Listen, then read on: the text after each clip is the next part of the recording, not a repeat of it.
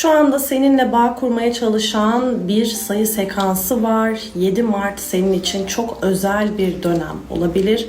Özellikle 7 sekansı 777 ve 7'nin enerji alanına baktığımda senin için şifalanabileceğin bir aşk ilişki enerjisini çok yoğun aldım kartlarda. Gelin hep birlikte detaylara bakalım. Beğenen, takip eden, yorum yapan herkese niyet ediyorum. Enerjimi sana odaklıyorum ve başlıyorum. Enerji alanına bakalım.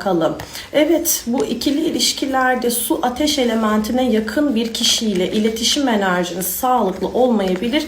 Birbirinize çok kere şans verip sanki kalbinizi kırdığınız bir süreç var diye ifade ediyor. Yanlış anlaşılmalar olmuş ama karşı tarafta bazı konularda sana hak vermek yerine egosundan ötürü belki de haksızmışsın gibi bir konuya seni bağlamış olabilir diyor kartlar.